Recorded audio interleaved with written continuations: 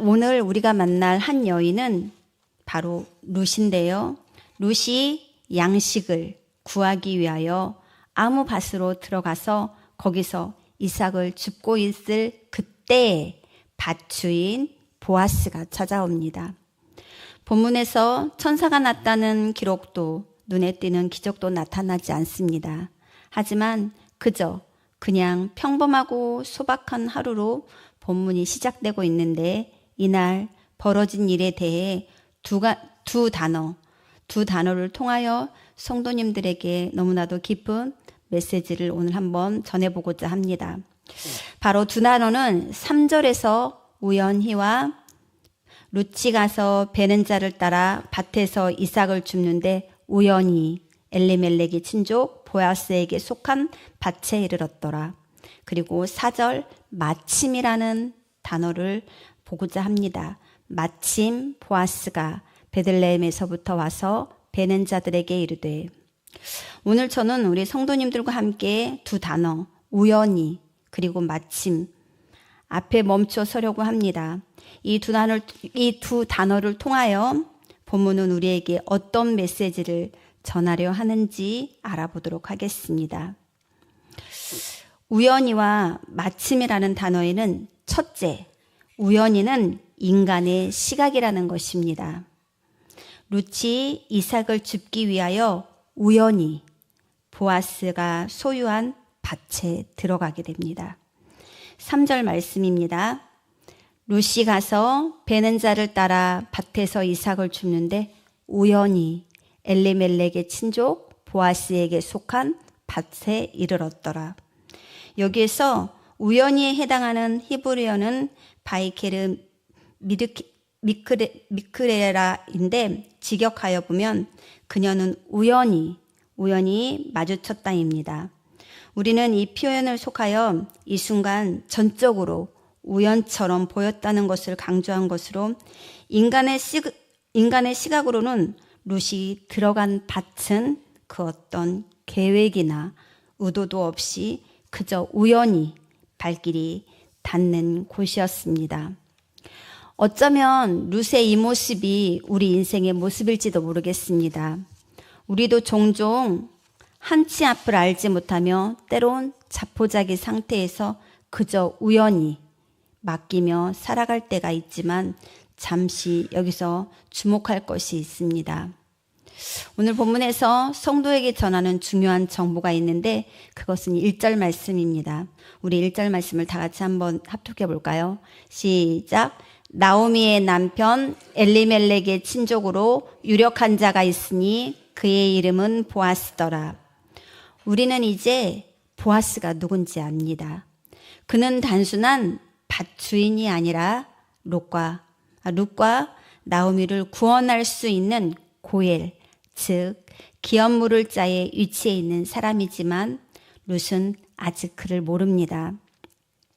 그냥 이삭을 줍기 위해 밭으로 들어갔을 뿐인데 이것이 흥미와 긴장을 만들어내고 있습니다. 잠시 살펴본 것처럼 룻은 그저 삶을 이어나가기 위하여 이삭을 주었습니다. 그것은 생존을 위한 선택으로 가난한 이방인 과부로서 시어머니와 함께 먹고 살기 위해 밭에 나갔던 것이었기 때문에 룻은 어느 밭이든 상관이 없었을 것입니다.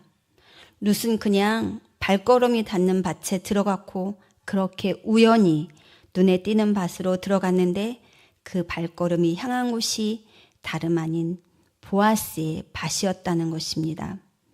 둘째, 마침이라는 단어는 하나님의 타이밍이라는 사실입니다. 그때 마침 보아스가 베들레헴에서부터 자신의 밭에 옵니다. 우리 4절 말씀입니다. 우리 다 같이 4절 말씀 읽어보도록 하겠습니다. 시작. 마침 보아스가 베들레헴에서부터 와서 베는 자들에게 이르되 여호와께서 너희와 함께 하시기를 원하노라 하니 그들이 대답하되 여호와께서 당신에게 복 주시기를 원하나이다 하니라. 아멘. 이 구절에서 마침은 히브리어로 베인네인데 베는 그리고 그런데 라는 뜻을, 힌네는 보라라는 감탄사로 합쳐서 해석해 보면 그런데 보라 또는 바로 그때라는 의미입니다. 성경에서 히브리어 힌내는 지금 성도의 시선을 지금 현재 상황에 집중시키는 전환의 표시로 자주 등장하곤 하는데요. 4절 말씀에 히브리어 베인네는 여러분 지금 이 순간을 주목하십시오. 중요한 순간입니다. 무슨 일이 있는 것일까요? 룻이 밭에 들어간 바로 그 순간 보아스가 등장하는데 이것은 마치 영화의 한 장면으로 전환되듯 카메라가 룻의 이삭 줍는 손길을 비추다가 갑자기 보아스의 등장을 비추며 보라 지금 보아스가 나타났다 라고 외치는 것입니다. 보아스가 이날 이 시간에 이 장소에 온 것이 우연처럼 보이지만 정말 완벽한 시간에 등장하는 것입니다. 하루만 일찍 왔거나 하루만 늦게 왔다면 만약 룻이 다른 밭을 선택했다면 두 사람의 만남은 없었을 것입니다. 그러나 본문의 사건이 우연의 결과처럼 보이지만 실제로는 정밀하게 맞추어진 하나님의 섭리의 결과라는 사실입니다. 우연히와 마찬가지로 마침도 이 모든 것을 하나님께서 이미 준비하셨다는 점을 강조한 것입니다. 그렇습니다. 우연처럼 이 모든 상황이 보이는 시간 뒤에 바로 우리 주 하나님의 손길이 있었습니다. 그분께서 룻의 발걸음도 보아스의 움직임도 그날의 상황도 모두 붙잡고 계셨던 것입니다. 우연히와 마침이라는 단어는 셋째, 바로 하나님이 없이는 설명되지 않습니다.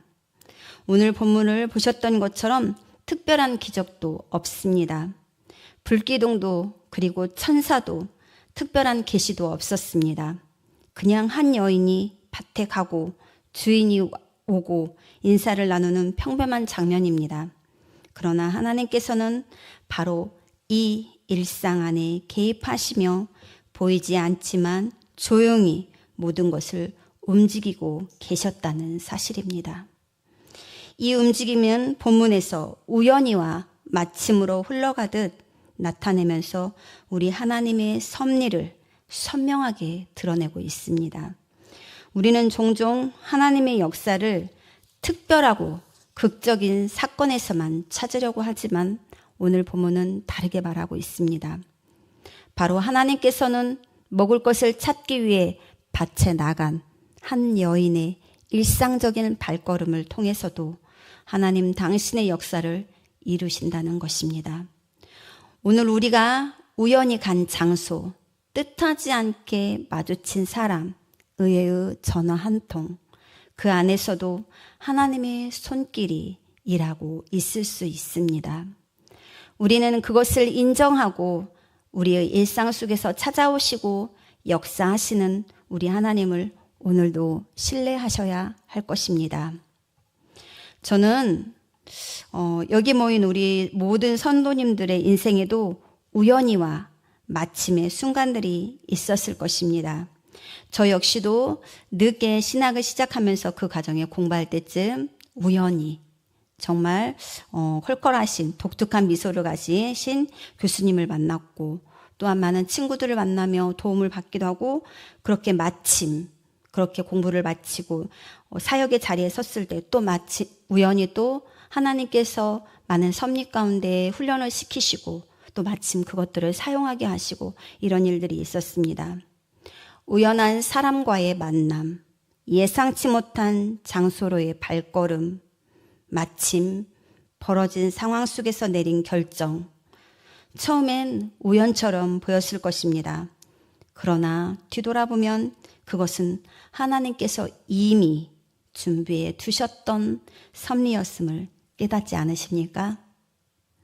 우리는 그 은혜를 잊지 말아야 하고 언제나 변함없이 하나님만을 신뢰하며 살아야 할 것입니다. 이제 오늘 본문의 내용을 구속사적인 관점에서 더 넓게 한번 들여다보도록 하겠습니다. 오늘 본문에 나타난 우연히와 마침이 만들어낸 만남은 극적인 로맨스의 이야기가 아닙니다. 우리가 잘 아는 것처럼 이 사건을 통하여 룻기 4장 21절과 22절 말씀을 보면 우리 다 같이 읽어보도록 하겠습니다. 시작. 살모는 보아스를 낳고 보아스는 오벳을 낳았고 오벳은 이새를 낳고 이새는 다윗을 낳았더라. 아멘. 그렇습니다. 이처럼 보아스를 통하여 오벳이 태어나고 이새가 태어나며 다윗이 태어났습니다. 결국 이 계보는 메시아 예수 그리스도께로 이어지는데 룻기 전체를 볼 때 오늘 본문은 사실 룻기의 절정 부분이 아니라 룻과 보아스가 그저 우연히 마침 만나는 장면일 뿐입니다. 사장처럼 이 두 사람을 통해 자손이 생기고 그 계보가 그리스도에게로 이어진다는 내용도 나오지 않습니다. 그러나 오늘 본문은 너무도 분명하게 하나님의 구속사역이 이미 시작되었다는 것을 우리에게 다음과 같이 생생하게 보여주고 있습니다. 우리 1절의 보아스를 유력한 자와 친족이라는 말로 소개합니다. 우리 다 같이 2장 1절 말씀을 읽어보도록 하겠습니다. 시작.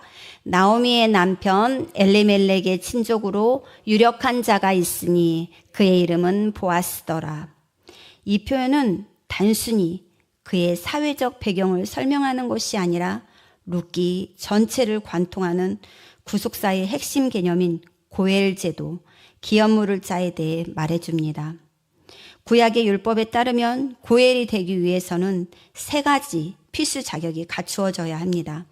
첫째, 고통받는 자와 혈연 관계에 있는 친족이어야 합니다. 그리고 두 번째는 잃어버린 기업을 되찾아줄 경제적인 능력이 있어야 합니다. 또 마지막으로 대가를 치르고자 하는 자원하는 의지가 있어야 합니다. 보아스는 이 3가지 조건을 완벽하게 충족하며 절망에 빠진 룻과 나오미를 구원할 수 있는 유일한 대안으로 등장합니다. 이런 보아스의 모습은 우리 인생의 진정한 고엘이신 예수 그리스도를 선명하게 예표하고 있습니다. 예수님께서는 우리 죄로 인하여 영원한 기업을 잃어버린 우리의 고엘이 되기 위해 우리와 똑같은 혈육의 몸을 입고 이 땅에 오셨습니다. 또한 죄 없으신 당신의 생명을 대속물로 내어주심으로 우리의 죄값을 치를 유일한 능력을 증명하셨습니다. 그 무엇보다 우리를 사랑하셔서 스스로 십자가를 지시는 자원하는 순종을 보이시기도 하셨습니다. 우리는 3절에서도 구속의 역사에 나타난 놀라운 은혜의 선택을 볼 수 있는데요. 룻이 보아스의 밭을 알고 의도적으로 그것을 선택하지 않았다는 것입니다. 그저 발걸음이 우연히 그곳에 이르렀을 뿐입니다. 그 밭이 누구의 밭인지 그 만남이 어떤 의미를 갖게 될지 룻은 전혀 알지 못했습니다. 그저 밭에 걸어 들어갔고 이삭을 주었고 룻의 이 모습은 우리가 하나님을 먼저 찾지 않았음에도 그분의 손길로 인하여 은혜의 영역으로 인도되어 들어가는 우리의 모습을 나타낸 것입니다. 우리가 은혜의 자리로 이끌림을 받았고 그분께 선택되었습니다. 우리 요한복음 5장 16절 말씀을 다 같이 합독하여 읽어보도록 하겠습니다. 시작. 너희가 나를 택한 것이 아니요 내가 너희를 택하여 세웠나니. 구원은 인간의 선택으로 시작되지 않고 오직 하나님의 은혜가 선행하며 그 은혜 속에서 우리가 선택된 것입니다. 사랑하는 성도 여러분, 오늘 우리는 본문의 두 단어 우연히와 마침에 오래 머물며 그 뒤에 숨겨진 의미를 살펴보았습니다. 이 두 단어는 인간의 언어로는 아무 계획 없이 흘러가는 하루를 표현하고 있지만 하나님의 언어로는 이미 준비된 섭리를 보여주었습니다. 룻이 허리를 굽혀 이삭을 줍던 그 비천한 순간 하나님께서는 그녀의 고엘 보아스를 보내셨습니다. 그뿐만 아니라 구속의 역사를 이루시기 위해 우리의 진정한 고엘이신 예수님을 보내실 계획도 이미 가지고 계셨습니다. 그러나 이 놀라운 사실은 룻은 몰랐습니다. 그러나 하나님께서는 이 모든 것을 알고 계셨으며 시대를 이어 구속의 역사를 이끌어 가셨던 것입니다.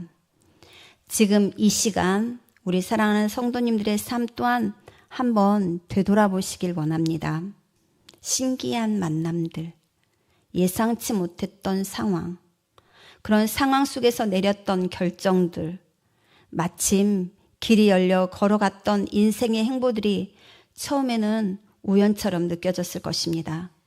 그런데 조금 더 뒤로 물러서서 바라다 보면 그 우연이 겹치고 겹쳐 지금의 나를 만들었다는 것을 발견하게 될 것입니다.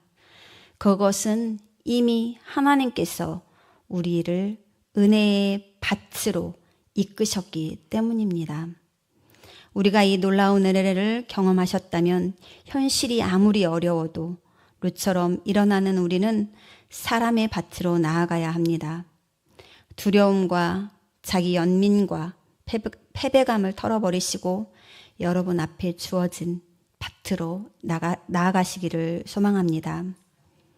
하나님께서 이미 우리에게 필요한 이 모든 은혜를 그곳에 준비해 두셨습니다. 고난의 시간을 하나님의 부재라고 속단하지 마시고 나오미가 탄식하던 그 자리에서도 룻이 이삭을 줍는 자리에서도 하나님께서는 이미 일하고 계셨습니다. 하나님의 침묵처럼 느껴지는 그 시간이 하나님이 가장 정밀한 섭리를 경험할 수 있는 시간입니다. 본문 말씀의 이야기가 단순한 남녀의 만남으로 끝나지 않는다는 것이 다시 한번 감격으로 다가옵니다. 이 만남을 통하여 오벳 그리고 이세, 다윗이 태어나고 마침내 예수 그리스도께서 이어지는 진정 너무나도 놀랍고 은혜로운 구속사의 흐름입니다. 우리 사랑하는 성도님들도 잊지 마시길 원합니다. 여러분들이 맞이하는 이 오늘도 구속사의 은혜로 흐름 안에 있습니다. 그러니 두려움 없이 다시 우리에게 맡겨진 삶의 밭으로 나가셔서 그곳에서 우리를 돌볼 보아스를 만날 수 있으시길 바랍니다. 그 무엇보다 우리의 진정한 고엘 대신 그리스도를 깊이 만날 수 있으시기를 소망합니다.